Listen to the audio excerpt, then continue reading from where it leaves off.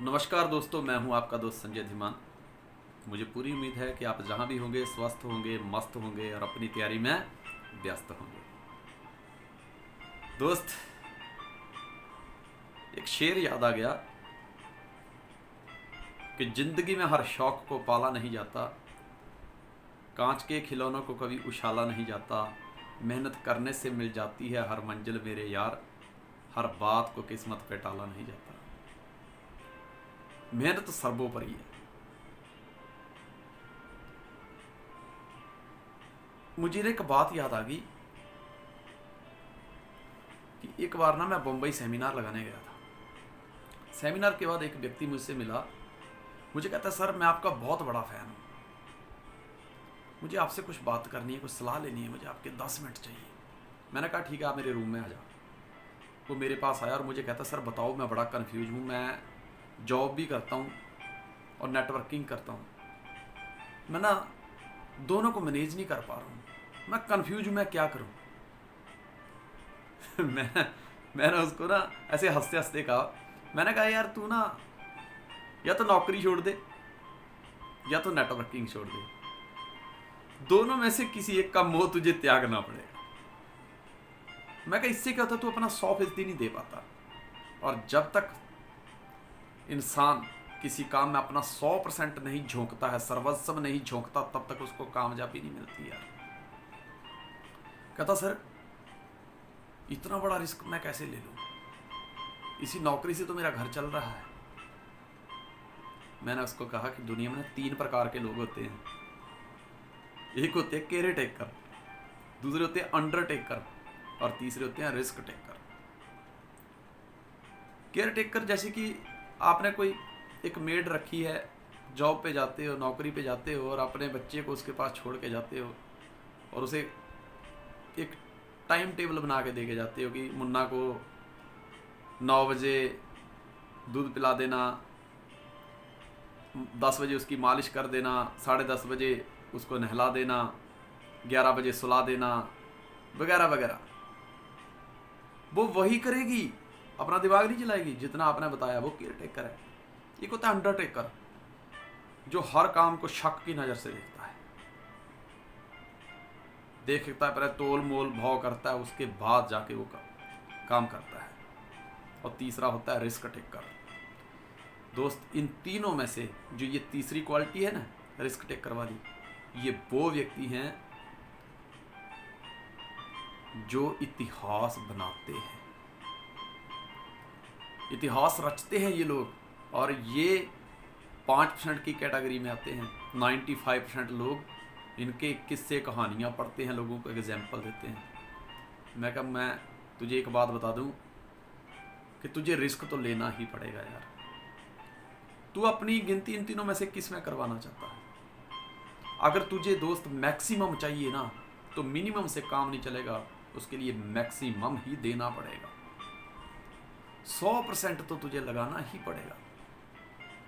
मैं नौकरी कितने टाइम से कर रहा था? 7 साल से। मैं क्या 7 साल से नौकरी कर रहा है, उसके बावजूद भी तुझे नेटवर्क मार्केटिंग की ज़रूरत पड़ी। इससे ये साबित होता है कि नौकरी से तेरा गुजारा नहीं हो रहा, तुझे ज़िंदगी में कुछ एक्स्ट्रा चाहिए। कहता हाँ सर। मैं कह 7 साल नौकरी को दिए हैं, अगर और ज़िंदगी के 7 साल दे देगा तो तुझे लगता है तेरी जो चाहते हैं, जो सपने हैं, वो पूरे हो जाएंगे अगले 7 साल में? कहता नहीं सर। मैंने कहा फिर दोनों में से किसी एक का मोह त्याग दे, या तो नेटवर्क मार्केटिंग को छोड़ दे या तो नौकरी छोड़ दे यार, बाकी तेरी इच्छा है। कहते सर बाकी तो मैं सब समझ गया, लेकिन ये सर्वस्व झोंक देने वाली बात क्या, मतलब सर्वस्व क्या होता है? मैंने उसे एक कहानी सुनाई। मैंने कहा सुन, एक चोर चोरी करने निकलता है, पूरी रात सब जगह धक्के खाने के बाद जब सुबह 3:30 बज जाते हैं तो चोर सोचता है कि अब सुबह होने वाली है यार, अब घर की तरफ चलता हूँ। दोस्त, जैसे ही घर की तरफ चलता है वो, तो क्या देखता है कि रास्ते में एक भोले बाबा जी का मंदिर है, शिव जी का मंदिर। दोस्त, मन बदल गया। जो कदम घर की तरफ निकल पड़े थे, वो एकदम अचानक रुके और मंदिर की तरफ घूम गए। आगे देखता है मंदिर खुला है, लेकिन वहाँ कोई है नहीं। वो जाके भोले बाबा जी से प्रार्थना करता है, प्रभु आज तो तूने कुछ नहीं दिया, लेकिन मेरे लिए कुछ अच्छा ही सोचा होगा। उसने नमस्कार की, वापस जाने लगा तो क्या देखता है, उसकी नज़र शिवलिंग के ऊपर एक बहुत बड़ा घंटा टंगा होता है पीतल का, उसके ऊपर पड़ी। अचोर है नियत बदनीत हो गई।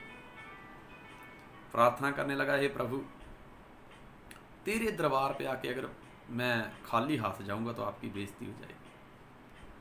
उसने सोचा इससे पहले कोई आ जाए बस ये घंटा उतार लो।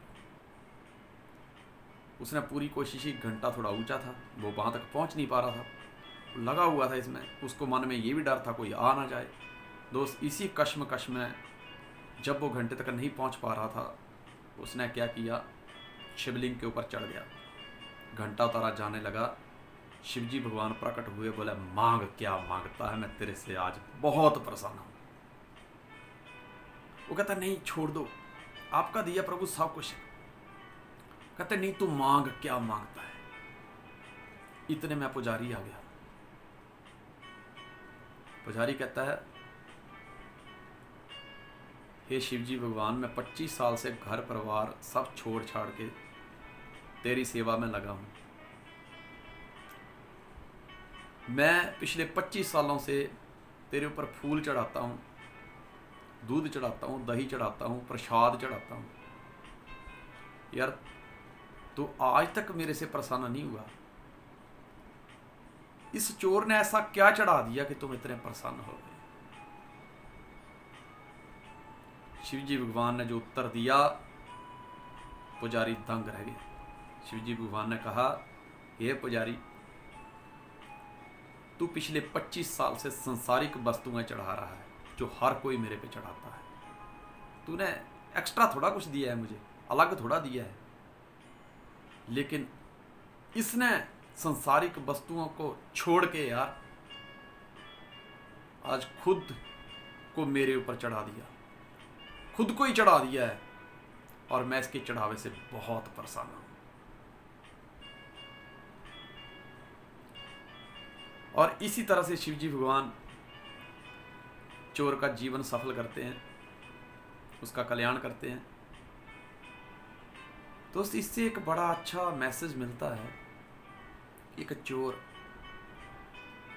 चोरी जैसे घिनौने काम के लिए अपना सब कुछ झोंक सकता है, खुद को झोंक सकता है, तो क्या हम कामयाब होने के लिए अपना सर्वस्व नहीं झोंक सकते? दोस्त, ये सफलता का यज्ञ है। ये तभी संपूर्ण होगा जब इसमें संपूर्ण आहुति जाएगी। अगर आपको चोटी तक पहुंचना है तो एड़ी तक का जोर लगाना पड़ेगा, अपना सर्वस्व डालना पड़ेगा,